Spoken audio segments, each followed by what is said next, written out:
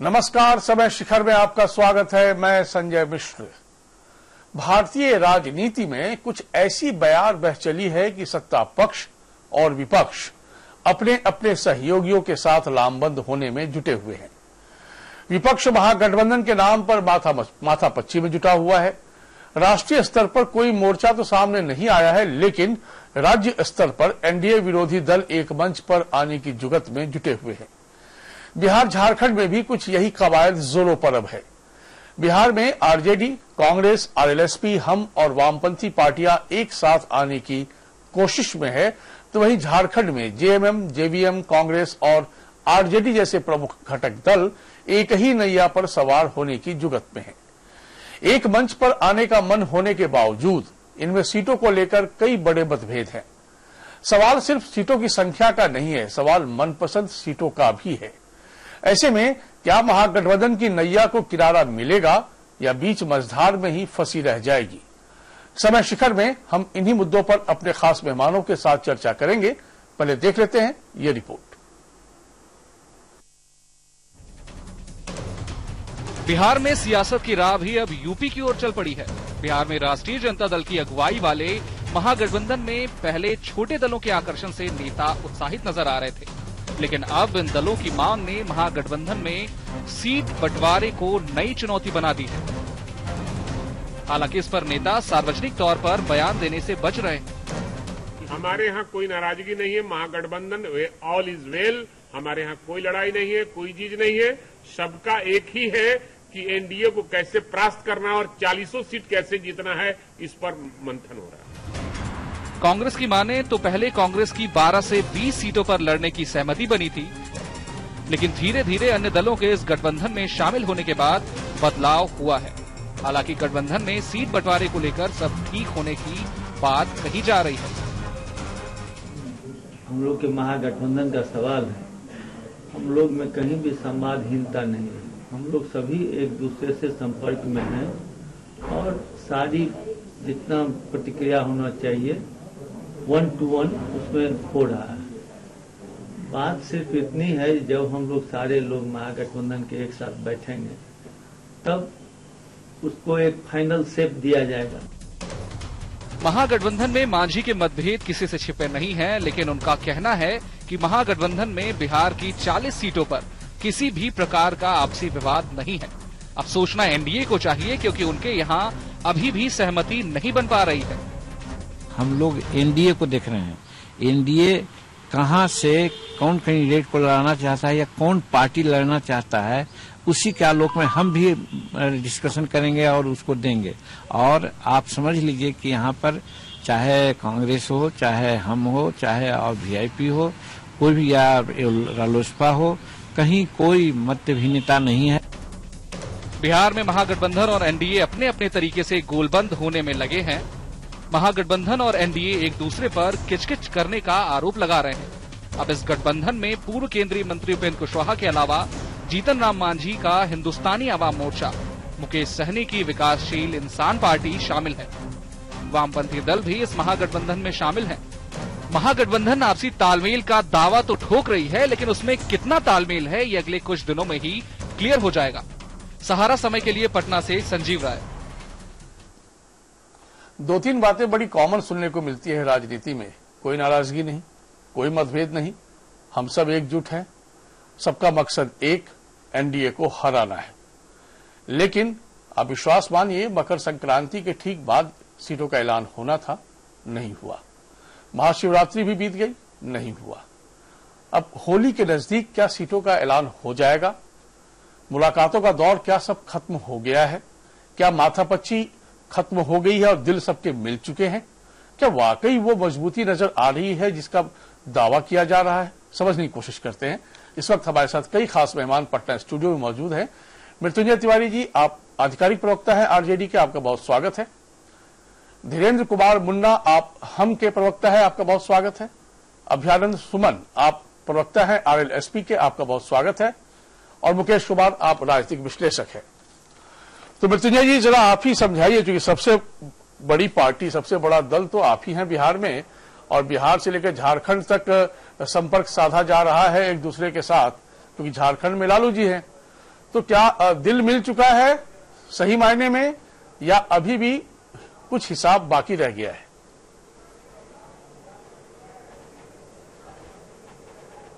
देखिए संजय जी, महागठबंधन के सभी घटक दलों का सिर्फ गला ही और हाथ ही नहीं मिला है, दिल मिला हुआ है।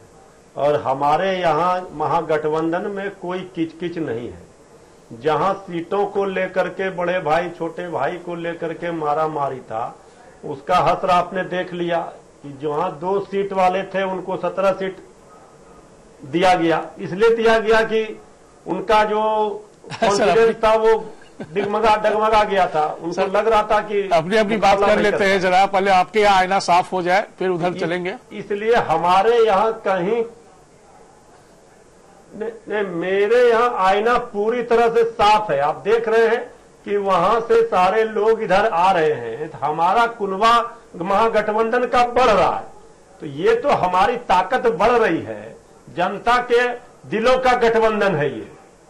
वहां तो सत्ता के लिए गठबंधन है और अनैतिक गठबंधन है। अच्छा, तो क्या धेल जी हमको सर्वोचित सम्मान मिल पाया है सीटों में?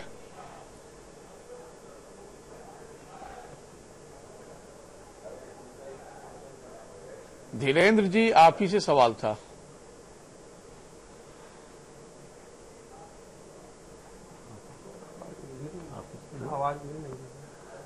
आवाज संजय जी इनको नहीं मिल रही। अच्छा, मेरी आवाज अब जा पा रही है आपके पास?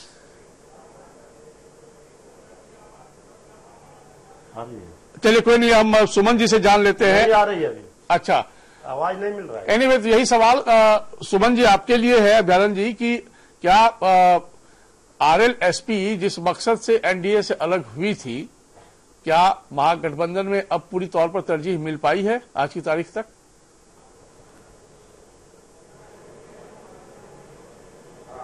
इसमें कहां दो मत है। हम लोग तो एक साथ हैं, और खास करके जिस तरह से आप देख रहे थे कि एनडीए में नीतीश कुमार जी आए और भाजपा के सवारी करने लगे नीतीश कुमार जी, तो निश्चित तौर पर हमारे राष्ट्रीय अध्यक्ष, हमारे पार्टी आरएलएसपी को कहीं तवज्जो नहीं मिल रहा था। उनको लगा कि उपेंद्र कुशवाहा 0/0 है। हम लोग को मजबूरी में उन्होंने हटा दिया। दूसरी बात, उन्होंने हटाया कि आप खुद हटे हैं कि जब से हम लोग महागठबंधन में आए हैं तो नहीं हटे कैसे हैं? लास्ट तक आप कैसे संजय जी बात कर रहे हैं? लास्ट तक हम लोगों ने प्रतीक्षा किया है। बात करने, प्रधानमंत्री से राष्ट्रीय अध्यक्ष बात करने की बात की थी, आप जो है उसके राष्ट्रीय अध्यक्ष से बात करने की बात की थी। आप याद कीजिए, आप तो बहुत विद्वान हैं खास करके पत्रकारिता में। तो लास्ट में इन्होंने हम नहीं छोड़े हैं, हमको उन्होंने छोड़ा है। और सबसे बड़ी चीज है कि जब हम महागठबंधन में आ गए तो निश्चित तौर पर महागठबंधन मजबूत हुई है। और महागठबंधन में कहीं भी सीटों का कहीं किसी का खिज नहीं है। जो बात हुई है, सभी पार्टियां जो महागठबंधन के सदस्य हैं, वो सारे लोग एक है। सारे लोग 40 सीट पर जीतना चाहते हैं। यहां की जनता, बिहार की जनता आप देख रहे हैं, आज भी जो है से भाजपा नीति सरकार है, उससे नाराज है। तो हम लोग इससे सोच रहे हैं, हम लोग इस तरफ सोच रहे हैं कि कौन सीट कौन पार्टी को मिले और उस पर मजबूत उम्मीदवार हो कि सारा सीट 40 में 40 सीट हम लोग। अच्छा, अभ्यारण जी एक सवाल का और जवाब दीजिए संक्षेप में, फिर हम आगे चलेंगे। ये बताइए कि आपके यहाँ सब कुछ यदि ठीक होता तो आपके साथ जो हाल के महीनों में, वर्षों में जुड़े नेता थे, वो सब तो वो भंग करके आपका साथ छोड़ गए। आपकी अपनी मजबूती ही अब कितनी रह गई? जो भी आए वो सब चले गए। अच्छा ठीक है संजय जी, ऐसा है कि वो मेरे यहां वो आए थे, मेरे मजबूती के कारण आए थे कि वो मजबूती लेकर के मेरे आए थे। जिनकी आप चर्चा कर रहे हैं, 2 व्यक्ति मेरे यहां से गए हैं जिनकी चर्चा कर रहे हैं, और उनका नाम भी मैं नहीं लेना चाहता हूं।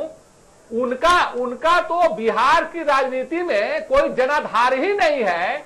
और स्थिति ऐसी हो गई थी कि एक मंच पर जो है 200 लोग भी उनके साथ शिरकत करने वाले नहीं थे। एक सभा में तो हमारे यहाँ तो अपने ग्राफ को बढ़ाने के लिए आए थे। आपने स्वीकार किया ना सर, चले गए। यदि इतने ही कमजोर होते तो आप स्वीकारते नहीं ना। जब उन्हें लगा कि आपके यहाँ बहुत ताकत नहीं मिल पा रही है तो आपका साथ छोड़ गए। स्वीकार देखिए, तो राजनीति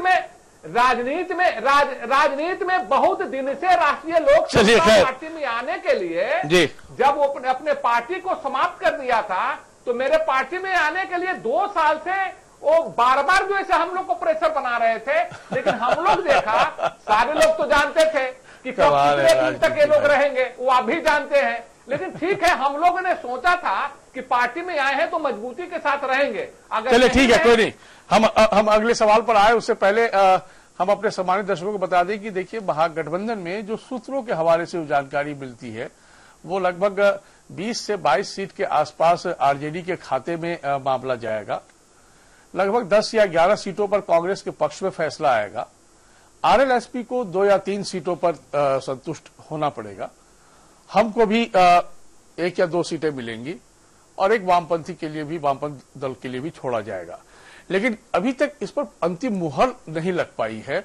आखिर वहां पर क्या कोई जिच है या कुछ इस तरह की परेशानी है, उसको भी समझने की आवश्यकता है। तो धीरेन्द्र जी, क्या इस वक्त आप हमें सुन पा रहे हैं? अब जी मैं सुन पा रहा हूं जी। तो हम का कितना स्थान है इसमें?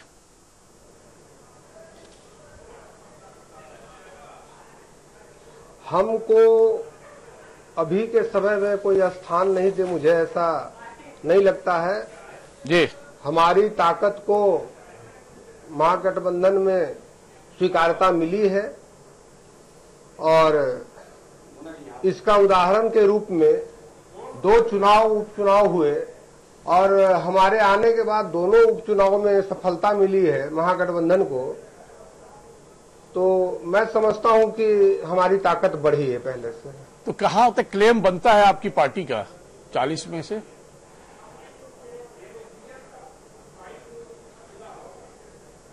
नहीं, 40 में से कितना बढ़ता है ये तो हमारे राष्ट्रीय अध्यक्ष जी बाकी सब लोग बात कर रहे हैं। इतना जरूर है कि जब आरजेडी या कह लीजिए कि लालू जी के संकट के समय में सबसे पहले हमारे राष्ट्रीय अध्यक्ष जी ने हाथ बढ़ाया था और हम लोगों ने ऐसे वक्त में साथ खड़ा होकर और उसको बिल्कुल स्पष्ट रूप से आने का मतलब भी दिखाई दिया है, तो हमारी अहमियता को नकारा नहीं जाएगा, मुझे जैसा प्रतीत होता है। नहीं, मैं इसलिए ये सवाल आपसे पूछा क्योंकि बीते महीनों में हमने एक बार जीतन राम मांझी जी से साक्षात्कार किया था, तो हमने उनसे कहा था कि आप जब उनका एक बयान आया था उन्हीं दिनों कि लगभग 20 सीटों पर तो हम जिताने और जीतने की स्थिति में हैं, तो अब जाकर इतने सारे दलों के साथ जो महागठबंधन की एक शक्ल अख्तियार कर रहा है बिहार में, वैसे में चलिए 20 नहीं तो कहां तक जाकर आप अपनी ताकत को देख पा रहे हैं कि आपको सम्मान दिया जाएगा सीट शेयरिंग में?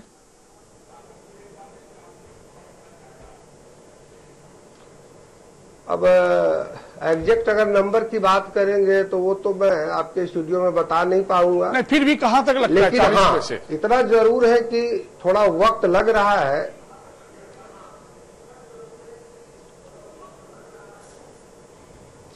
देखिए, मैं यही कहना चाहता हूं कि कहां तक का नंबर का सवाल है। मैं स्पष्ट रूप से पहले तो ये कह देना चाहता हूं कि बतासे के लिए मंदिर हम लोग तोड़ने वाले नहीं हैं। जहां तक बात है कि मजबूत गठबंधन है, हाँ, हर एक पार्टी की अपनी मजबूरियां हैं और कार्यकर्ताओं में, हमारे पार्टी के कार्यकर्ताओं में अभी 2 दिन का शिविर चल रहा था तो असंतोष जरूर है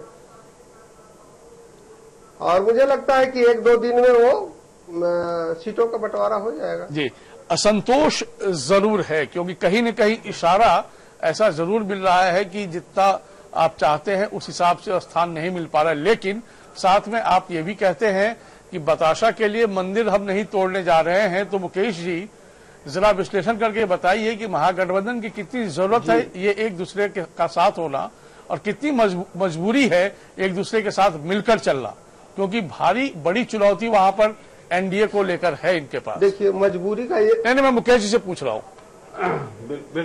बिल्कुल संजय जी, पहली बात तो बिहार में जो 2014 का चुनाव हुआ था और जो परिणाम आए थे और 2019 का जो चुनाव होने जा रहा है और जो स्थितियां अभी अलग अलग राजनीतिक पार्टियों का जो गठबंधन तैयार हो रहा है वो बिल्कुल अलग है। और कहीं न कहीं इस बार विपक्ष एक मजबूत सशक्त भूमिका में दिखाई पड़ रहा है और वो एक बड़ा एक मजबूती से वो जो अपने सत्ता पक्ष को चुनौती देगा ऐसा लग रहा है। लेकिन इसमें जो बड़ी पार्टियां हैं, महागठबंधन की जो बड़ी पार्टियां हैं, जो बड़े घटक दल हैं, विशेषकर आरजेडी और कांग्रेस, इनकी अहम भूमिका होगी गठबंधन की पूरी रूपरेखा को तैयार करने में।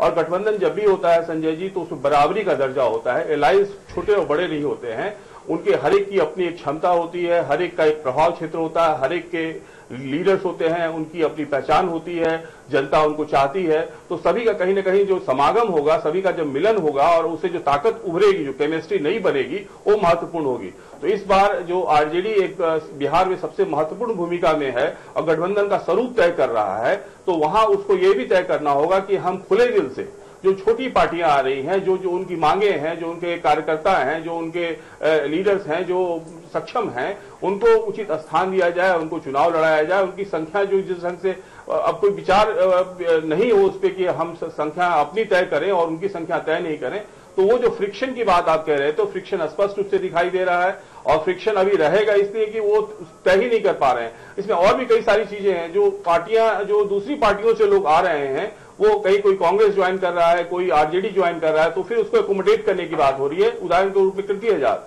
कांग्रेस में आए तो अब उनकी किस सीट पे आप एकोमोडेट करेंगे? क्योंकि अगर दरभंगा सीट है तो दरभंगा सीट में जो है वो जो वीआईपी है वो सहनी साहब वो मांग रहे हैं कि वो सीट हमको चाहिए। उसी ढंग से दूसरी सारी बहुत सारी सीटें हैं जहां पे उजियारपुर है, उजियारपुर जो है आरएलएसपी मांग रही है। उजियारपुर में आलोक मेहता जो है वो प्रिंसिपल जनरल सेक्रेटरी हैं, वो उस सीट पे लड़ना चाहते हैं। बगल में समस्तीपुर है तो अशोक राम जी चाहते हैं, उस सीट को कांग्रेस भी चाह रही है, आरजेडी भी चाह रही है। तो अंदर में फ्रिक्शन है, उसको तय करना होगा। और शरद यादव जी हैं तो शरद यादव जी को एकोमोडेट अगर करते हैं तो दूसरे आदमी कैसे एकोमोडेट होंगे? वो पप्पू यादव जो है कांग्रेस आना चाहते हैं। तो महागठबंधन में जो शैडो अंदर में है, जो दिखाई नहीं पड़ रहा है, उसमें जो घर्षण हो रहा है, उसको जितना शीघ्र अगर महागठबंधन तय करेगा और उस फ्रिक्शन को खत्म करेगा और अपने उम्मीदवारों को तय करके उतारेगा, वो महागठबंधन की शक्ति के लिए और जनता के प्रति, क्योंकि जनता आखिर आपको जनता के बीच में जाना है और जनता का जो ट्रस्ट है या फेथ है या जो आपको लगाव है उसको खोना नहीं चाहिए। जी मृत्युंजय जी, दरअसल क्या है कि आपकी पार्टी ने जो दावे ठोके हैं उनमें कई सारी सीटों की बात सामने आ रही है। मसलन जिन 20 सीटों को लेकर आपकी पार्टी का अपना दावा है उसमें हम बहुत फौरी तौर पर आपको पढ़ के बता दें। अररिया, भागलपुर, मधेपुरा, बांका, मधुबनी, झंझारपुर, दरभंगा, वैशाली, सिवान, महाराजगंज, सारण, उजियारपुर, खगड़िया, पाटलिपुत्र, बक्सर, काराकाट, जहानाबाद, गया, जमुई शामिल है। बेगूसराय सीट को लेकर भी माथापच्ची चल रही है, शायद आप लोग लेफ्ट को उसको देंगे। तो जहां पर एक कॉन्स्टिट्यूएंसी में घटक दलों में कई दावेदार हैं, आपका अपना दावा है, आपके घटक जो साथ में उनके भी अपने दावे हैं। ऐसे 4-5 ऐसी सीटें हैं जहां पर पेच फंस रहा है। तो किस तरह का सोल्यूशन निकालने की कोशिश हो रही है?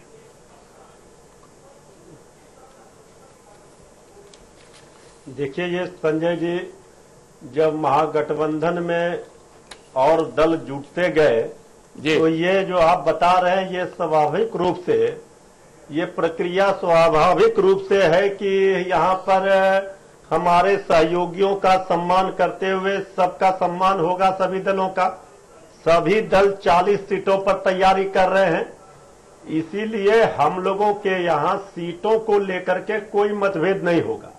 लेकिन जब नए दल आते हैं तो कुछ न कुछ त्याग करना पड़ता है और सबका सम्मान का ध्यान रखना पड़ता है। तो अगर हम मुकाबला, पिछले बार आपको याद होगा भारतीय जनता पार्टी ने गठबंधन किया था सभी दलों के साथ, तो आज हमारे वहां से लोग आ रहे हैं हमारे दल में हमारे साथ, तो स्वाभाविक रूप से ये हमारा दायरा बढ़ा है, हमारा महागठबंधन का स्वरूप बढ़ा है, आकार बढ़ा है। तो हमसे विरोधी घबराए हुए हैं। सभी महागठबंधन के दलों का एक ही लक्ष्य है, एक ही उद्देश्य है कि एनडीए का बिहार से खाता नहीं खुलने देना है, इस ओर काम हो रहा है।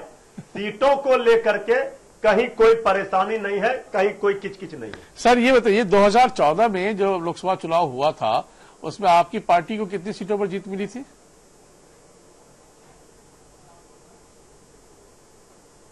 4 सीटों पर। 4। कांग्रेस को कितनी सीटों पर कामयाबी मिली थी? 4 सीटों पर संजय जी। 2 सीटों पर। जी अब आप बताइए, आपने 2 सीट पर कांग्रेस। जी मैं समझ गया, मैं जानबूझकर आपसे सुनना चाह रहा था।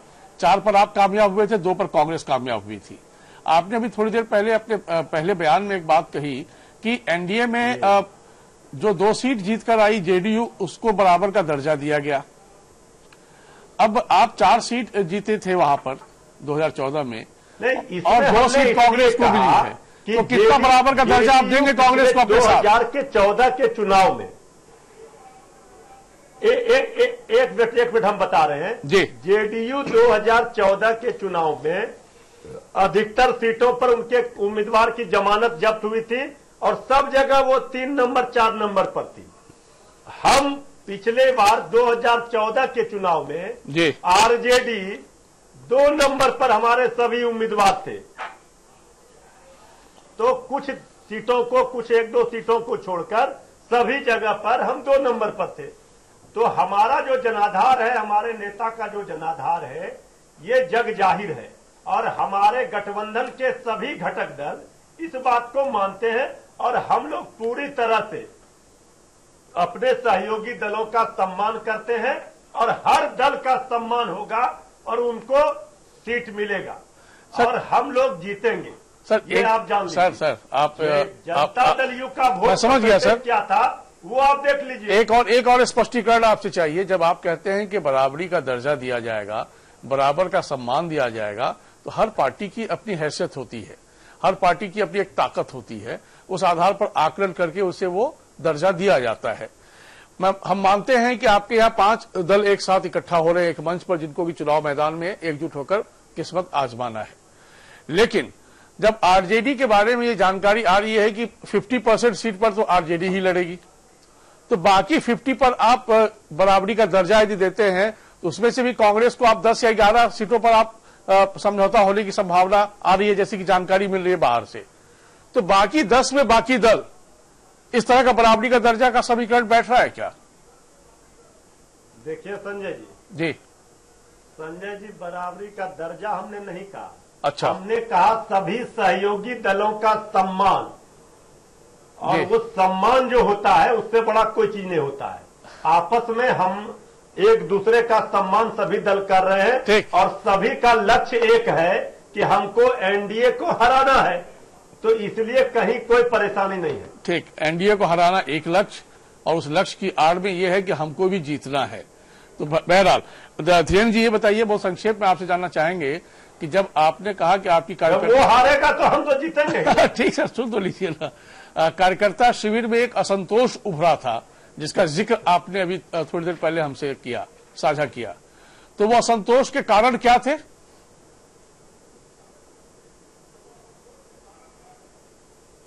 ये जो थोड़ा विलंब हो रहा है, तैयारी करने का मौका नहीं मिल पा रहा है, तो उसको लेकर के आवाज उठ रही थी कि अब समय नहीं है, तो हम लोग कम से कम अब चुनाव में बहुत वक्त नहीं है जी। हमारे जितने भी विरोधी हैं वो लोग तैयारी बहुत तेजी से कर रहे हैं। हमारी तैयारी जो है अभी सीट के बंटवारे में विलंब के चलते अटकी हुई है, तो उसी संबंध में, उसी संदर्भ में बात हुई संजय जी। तो अभ्यारण जी, आपकी पार्टी में भी उपेंद्र कुशवाहा जी लगातार राहुल गांधी से मिल रहे हैं और पिछली बार भी मिले थे, और हर मुलाकात के बाद ये बात सामने आती है कि सब ठीक है, सब ठीक हो गया है, सब तय हो गया है।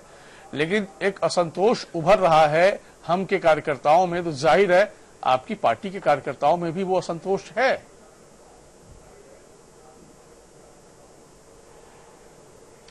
नहीं, मेरे पार्टी के कार्यकर्ताओं में कोई असंतोष नहीं। अच्छा, मतलब वो इंतजार कर रहे हैं। जब हम महागठबंधन के साथ आ गए हैं तो निश्चित तौर पर हमारा 1 मिनट संजय जी, जब महागठबंधन के हम सहयोगी हो गए हैं तो मेरा एक ही मकसद है, वह मकसद है पूरे बिहार में एनडीए से सारा सीट छीनना, यानी हम 40 में 40 सीट जीतना चाहते हैं महागठबंधन के। या जहां तक आपने कहा कि राहुल गांधी से हमारे राष्ट्रीय अध्यक्ष माननीय उपेंद्र कुशवाहा जी मिले हैं, तो वो भी तो महागठबंधन के सदस्य हैं।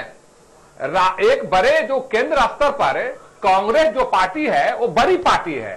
ठीक है कि बिहार में आरजेडी का जनाधार ज्यादा है अपेक्षाकृत कांग्रेस, इसको आप भी मानते हैं, हम भी मानते हैं, सारे लोग मानते हैं। अब कांग्रेस मानते हैं कि नहीं मानते हैं ये तो मैं नहीं कह सकता हूं, लेकिन इतना मैं जरूर बताना चाहता हूं कि आज मजबूती के साथ आरजेडी गठबंधन है, जिसमें आरएलएसपी भी है, कांग्रेस भी है, हम भी हैं। आने वाले समय में बहुजन भी हमारे साथ आ सकती है, बहुजन पार्टी आ सकती है, या फिर जो है आप सीपीआई की बात कर रहे हैं, तो ऐसी बात है।